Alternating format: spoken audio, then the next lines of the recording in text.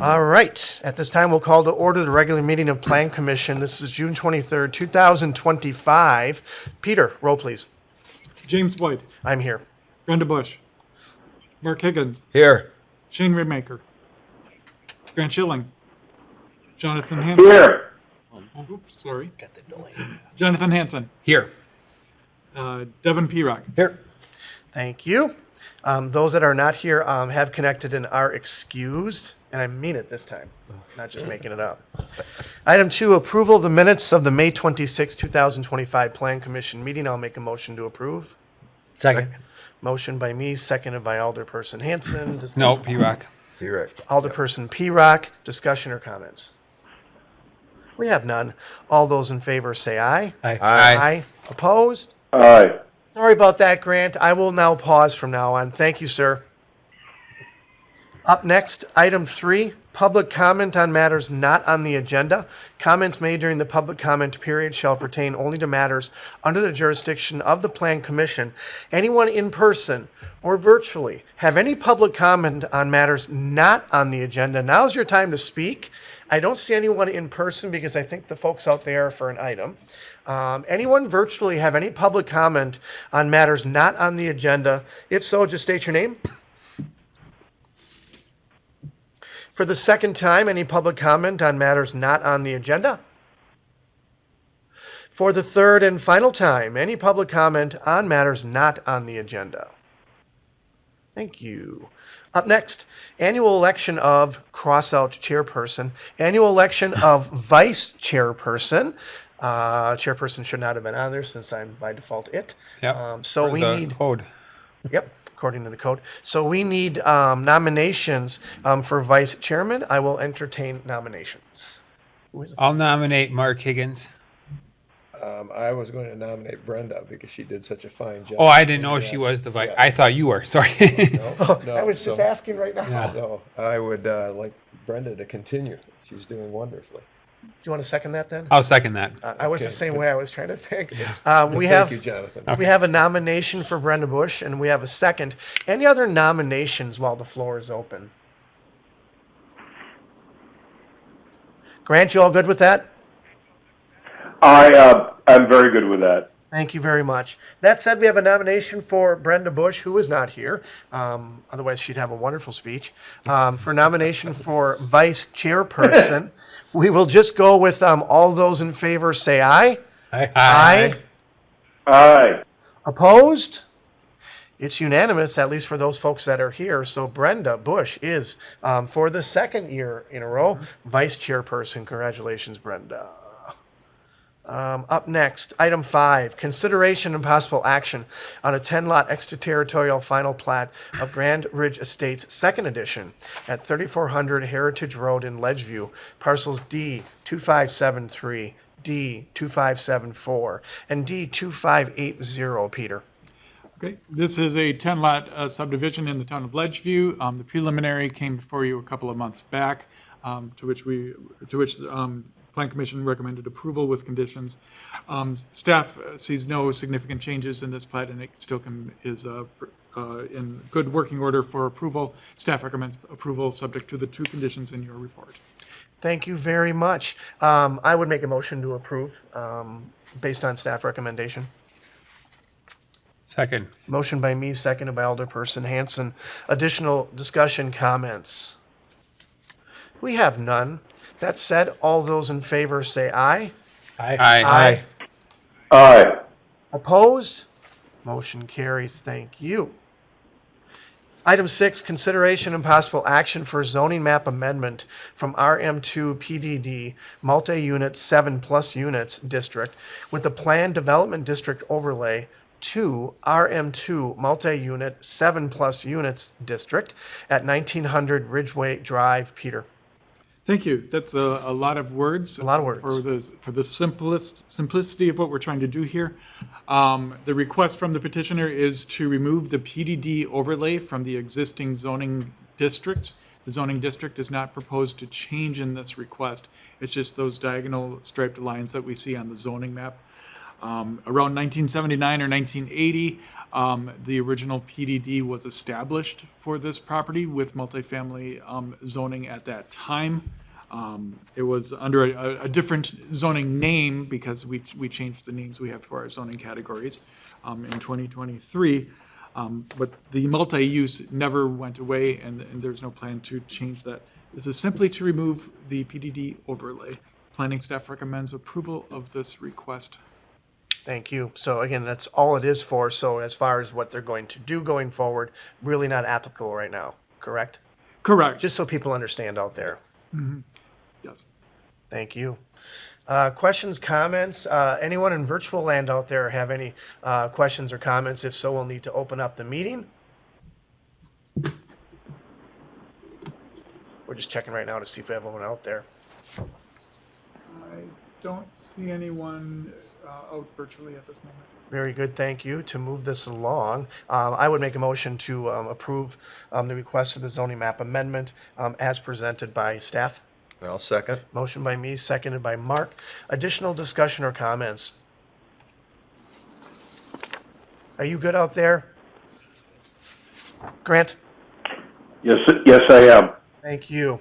That said, all those in favor say aye. Aye. Aye. Opposed? Aye.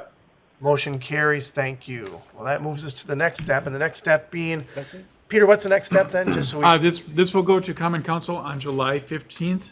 There will be a Class 2 public hearing published in the newspaper. On July 15th, there will be a public hearing at the beginning of the council meeting, followed by a decision by the Common Council. thank you. All right. Thank you for coming in. Appreciate it. Thank you. And thank you for building apartments and multi-units. Yeah. Item 7, staff presentation and periodic update to comprehensive plan update process, and this is going to Dan. Yep, that's to me. All right, so you saw in the packet, is probably the largest packet you've probably received in a while, if you Not even actually close, yep. went through the all of it. But in general, I did provide you with the draft comprehensive plan that has been prepared by our consultant, Smith Group. That plan is a culmination of, I guess you'd say, a long kind of drawn-out process that originally started in the height of COVID that kind of took a lot of different turns throughout the way. And so from COVID to downtown parking study to west downtown vision plan to southeast area plan to a comprehensive housing study, a lot of stuff has come and gone during that time. And it kind of put this project a little bit on hold as we started to assemble all those additional pieces. So in doing so, we've looked at an opportunity to re-engage with the steering committee, re-engage with the Plan Commission, and re-engage with the public. During the comprehensive plan process, like I said, it was in the middle of COVID, so engagement was a little bit down. We also saw engagement during the online portions was down, and even surveys. I think we were all surveyed out in the middle of COVID. I think everybody was asking how we're doing and how are you doing the businesses, and so survey responses were just down industry-wide in general. So as a result, we want to come back, taking the work that has been done and re-engage with, as I mentioned, the steering committee. So steering committee is comprised up of 2 members of the Plan Commission, Mark and Brenda, previously served on that steering committee and will hope continue to serve on that committee. We also have members of definitely the Pere, the Chamber, the school districts, general businesses in the community, as well as just general residents. Anybody who is on the committee is a resident, in addition to wearing multiple hats. Sometimes they're a business owner, sometimes they're a business rep, sometimes they represent a different organization. We try to find people that wear more than one hat because that comes with multiple perspectives. And so without flooding the committee with 20, 30 members, which becomes unreasonable, we have the committee approximately about 12 people that, like I said, wear multiple hats in this case. So there is 2 members of the committee who represent an organization who aren't, I guess they may not be located in De Pere, but they're part of the school district, who is a very valued member to our steering committee. So as a result, we're looking at a project proposal that's in your packet that we'll get through here a little bit later. But I also, just for the general public who may be listening, again, we're re-engaging with this Plan Commission and with the steering committee through this comprehensive plan process. This is an update, not a whole comprehensive plan gut. Now, what I mean by that is the content relatively is the same with updates. It's been reorganized and reformatted to a much more user-friendly document, but we haven't taken the work from 2004 and 2010 and completely tossed it out the window. And why that's important is the work that was done in 2010 or 2004 and 2010 approximately has a cumulative net present value of about $550,000. We did not budget for that level of work. We budgeted for an update and a rebrand and taking the work that was done out of the 2018 strategic plan, using that as our jumping off point and meshing the comprehensive plan requirements with that document. The community, the city did great work in 2017 and 18 during that mission vision that created what we have here today, and we didn't want to lose that. However, comprehensive plans are required. Strategic plans aren't. So we had to find a way to mesh those two documents as best as we could. And so from that standpoint, we took the work that was being done. We took the overall goals of those, the four overarching goals of the strategic plan, broke them down into their parts, kind of categorized the overarching goals of this plan to be an equitable and inclusive plan, a connected and accessible plan, a livable and vibrant community, and a sustainable and resilient plan and community as well. So the overall goals of policy recommendations, objectives, strategies, and proposals should all align with some of those four buckets. But then we also then grouped what would be your normal, I guess you'd say your normal 9 required elements of the comprehensive plan into several buckets of first bucket being people, the second bucket being places, and the third bucket being systems. So people being economic development and cultural resources requirements, places being the land use and housing requirements. They've also added downtown in there as part of our old plan. And the systems being transportation, natural resource, and community facilities. The background and executive summary and the implementation strategy are also included in the plan, but just not under one of those 3 buckets. So that's the current draft in its format here. We can pull it up. We could talk about it here tonight if we want. But really the goal is to know that that comprehensive plan is in a very draft state right now. And the steering committee, the general public, and the Plan Commission will have a chance to weigh in on these sections individually, much like we did with the zoning code where we went sort of groups of sections by sections. We'll do the same thing here. And so, Peter, if you want to go to the, click on the actual Gantt chart on the next page. Actually, yeah, scroll down. You can skip all this stuff here. We can go through these if we want, but the Gantt chart, we'll go back. Click on it, Peter, and of course it's not going to work. All right, hand me the mouse, Peter. Hold on, we'll give it one more try. No, it's not going it's to. not gonna work. Excel's not going to be loaded on that Is computer. this- It might be a little too far. So, on the chart, this is a very detailed. It's in the packet. If you want to zoom into it, it's in the packet. But just follow me. Just follow my visibility here. Okay, so. The first column, or the first color up here in red, that's our steering committee. The ones in blue, that is going to be our, if I can get that off of there, that's going to be our public meetings. The green is going to be our our Plan Commission meetings and the process to get to that. And then the purple is going to be our Common Council components. And then the bottom red down here is going to be our, I guess you say, our publishing components. You'll notice that there's 3 solid lines that kind of flow across the board. And again, people, places, and systems. What we're not proposing to do here is have the steering committee meet 4 times, and then we shelf it to go meet with the public 4 times or 3 times, and then shelve it and meet with the Plan Commission 4 times. We're going to waterfall these components to where the steering committee will meet, make recommendation changes, we'll bring exercises to the public, and then the Plan Commission will hear that sort of in a 3-month kind of waterfall. During that time frame, the steering committee will then start over and hear about the places items and kind of waterfall that for 3 months between the steering committee, public, Plan Commission, and then waterfall again a month later the systems component with the steering committee, open house, and then the Plan Commission. So you'll hear them in a very short order, the comments from the steering committee, from the public, and then it'll come back to here for final comments. We'll then prepare those comments and hold those comments until the last meeting of the steering committee to evaluate everything as a whole complete piece. Then that recommendation will then kind of waterfall itself forward to the Plan Commission and then to the Common Council. So what we're trying to do is trying to keep very relevant topics moving forward. So again, steering committee, open house, Plan Commission, all kind of waterfall together based off of the subject matter. Purpose behind that is to be efficient with our time and make sure that as we're working on things, it's fresh on our minds and not setting things aside. The other components that I did kind of talk about here is we also, in the original plan in 2021-22, was also to have the West Downtown Vision Plan. If you remember, planning staff kind of proposed a scenario. Do we update the downtown plan? Do we update the Cultural District Master Plan and expand it? Or do we do a West Downtown Vision Plan? Ultimately, the Plan Commission and Council said the east side got their plan, the west side should have their plan. As we found out with the business owners and the property owners, they were not happy about that. Because you try to have a cohesive vision of we are a downtown De Pere, the statement of they're going to be cultural and arts and we're going to be something else. And it ended up going down a path of, is that more entertainment? Is that bars? It's not what they wanted. They want arts and culture just as much. We have an art alley over there. We have murals. We have other stuff. Why are we being treated differently? And the business owners made it a well-known point that we should be looking as a community, as a downtown, as a cohesive vision for our downtown. We did that in 2010. 2010, we have a master plan that we still use.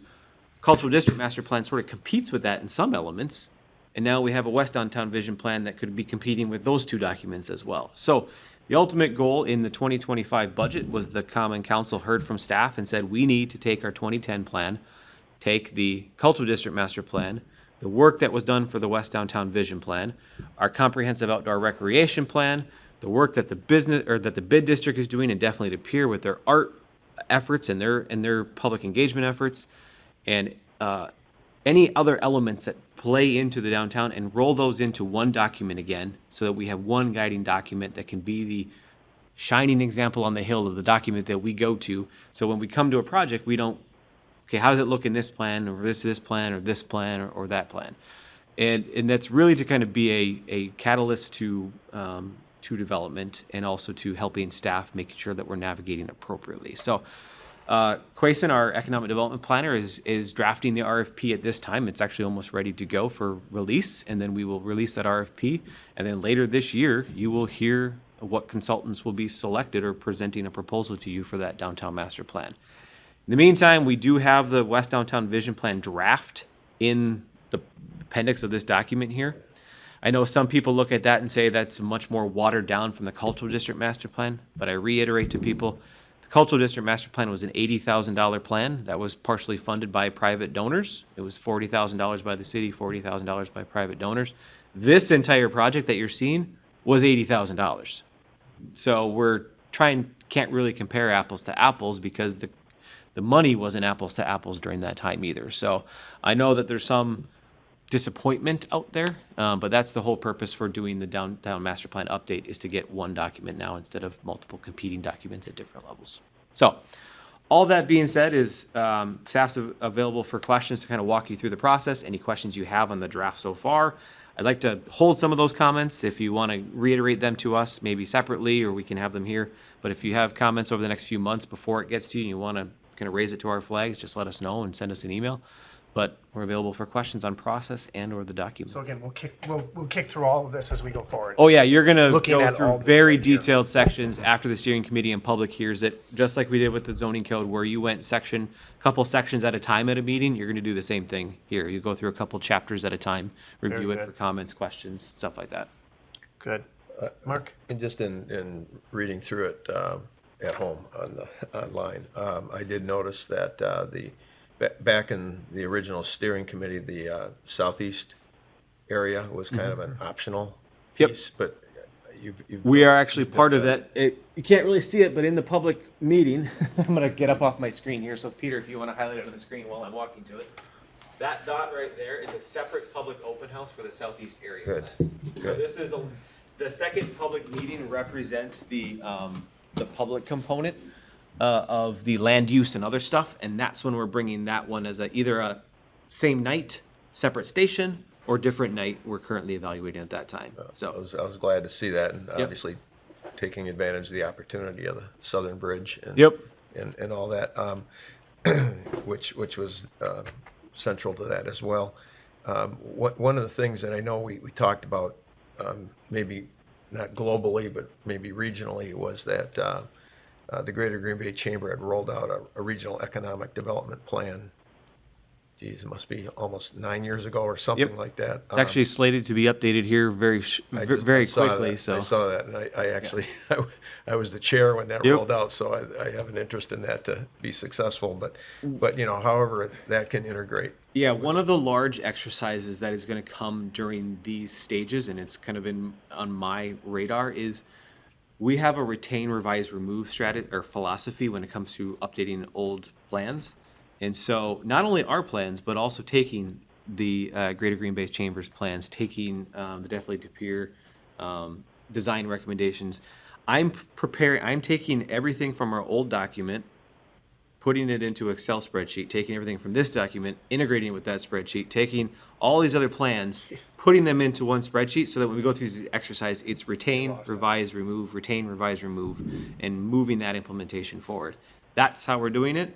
It's a very labor-intensive process, but it's the only way to start looking at all the policies and recommendations from all these plans in one place.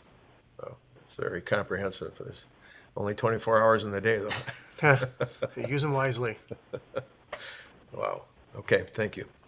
I mean, there's a lot of information in these documents. Yes. It's a lot of information. There's some language that's being used for describing some of the tapestry segments and things like that, that I guess it'll be good to have, some explanation of. Yeah, there's some a of those definition definitions. section Yeah, there that will get built out as we go. Yeah. I 100% agree with that. Yeah. Tapestry segments are based off of, to be honest, whatever data platform you're using, because they all classify them separately.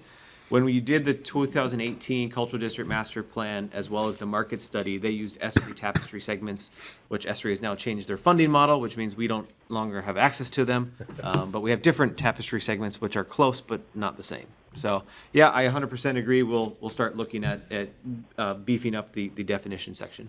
Thank you. And I apologize. When do we take the first kick at this, the Plan Commission? Plan I'm trying to Commission, read up there and I just, first one is, I can't even. July? July is going to be the, so it'd be July, September will be the first crack. September, October, November, and then I think that's what it is.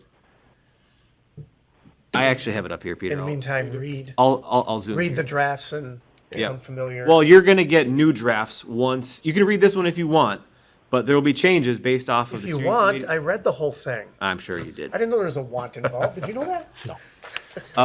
So the first PC meeting I is set my way. set for I sleep better at night knowing I'm August 20, August. So August 25th. Yep. Okay. So as scheduled now, the first meeting of the steering committee is going to be the week of the 14th. Again, trying to adjust schedules there. The open house would be Wednesday, August 4th, Wednesday, August 6th, or August 7th, depending on location dates and meetings. We'll get those public hearings posted or notifications, and then PC would follow shortly after that month. Give staff a couple weeks to prepare revisions to those chapter sections based off of what we're hearing at the public comment. Very good. Thank you. Questions, comments? Alderperson Hanson. Yeah, I was pleasantly surprised to see how far along the Southeast Development Plan was.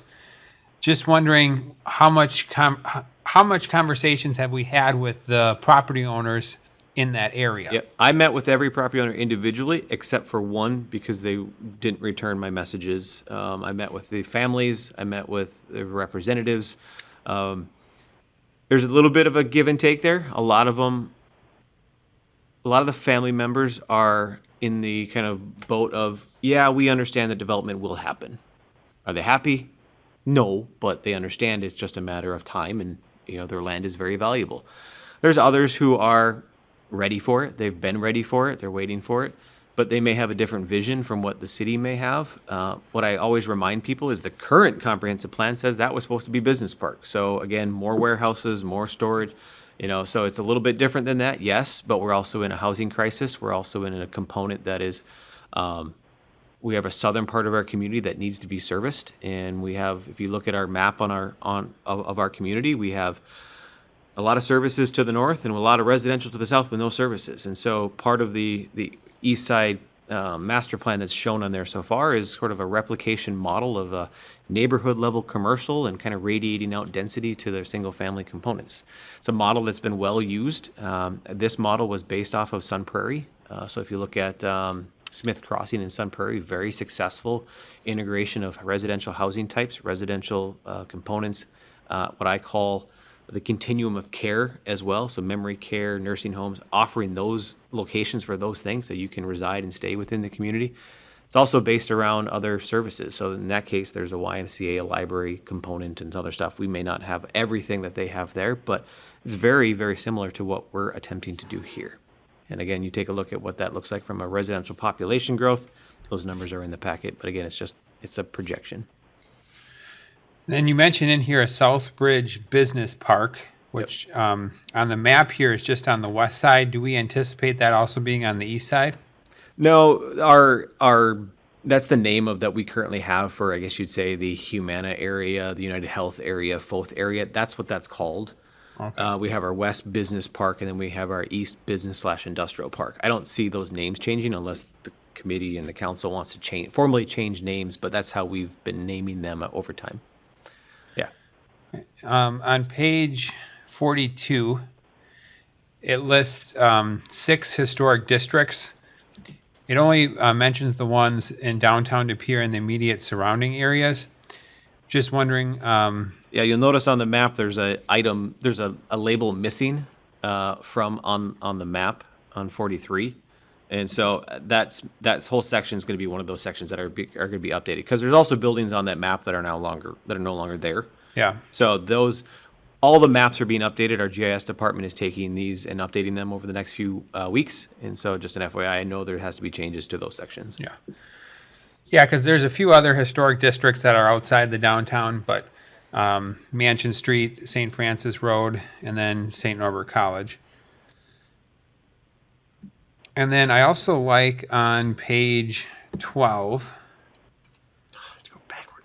Sorry. And I have to reload mine because I disconnected from the network, which means anytime I sequential change a order, page, man. it goes blank. Okay, 12 you said? Yep. Carpal tunnel. Okay. It has a nice overview of past planning efforts.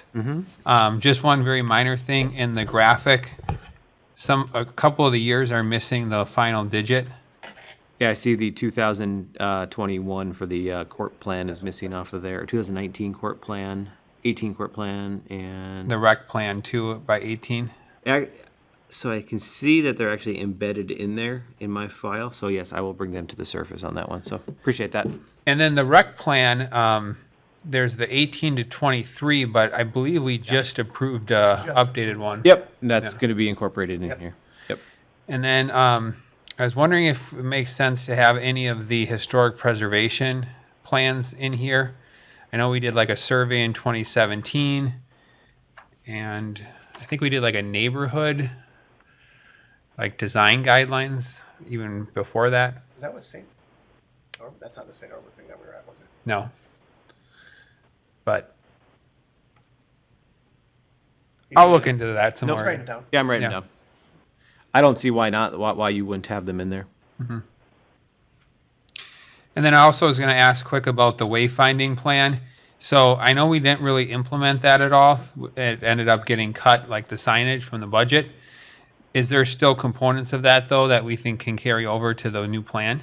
I think the downtown master plan should have it in it. It's a very valid wayfinding plan. It's just funding it is our only hurdle at this point. We spent all that time, effort, and resources to look at where we should be doing, and it was, like I said, a very thorough and thoughtful plan. So the downtown master plan should have that in it. Didn't we? Yeah, we paused a little bit because of It's the funding, yeah, yeah. and then the changes in the downtown as well too. Correct? A little bit. mostly funding. Okay. I think the initial price point was to swap everything over was well over $600,000-700,000. So that's what it came down to. Okay. That was several years ago, 21, 22. So. That's all I. It is? Oh, okay. Anyone else have any questions, comments, or stuff you wanted to look into? And again, if so, if you see more stuff, just connect with these guys. Right? Yeah. Pretty much so, yeah. Like I said, I went through a lot of it. And then this was just, This Oh, is real quick, informational. Mayor. Oh, yep. I found the one I was thinking of. It's called the De Pere Neighborhood Preservation Plan, September 2010.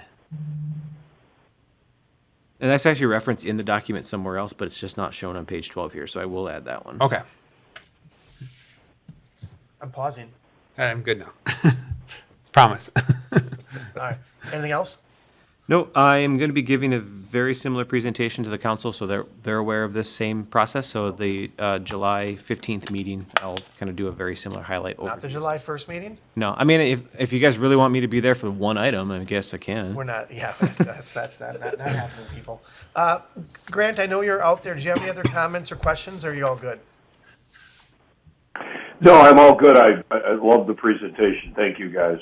Yep, and we're going to learn a lot more going forward, so this is an important time for us, people. And your input's going to be extremely valuable. Dan, all good? Peter, good? Thank you very much. Item 8, discussion about site plans received since the May 2025 Plan Commission meeting and review of the status of recently approved development projects. Peter. Thank you. This is our monthly list of projects that are active as site plans. You may notice that several of the names have kind of shuffled around. We didn't have a lot of new projects coming in, but we had a lot of revisions to existing projects.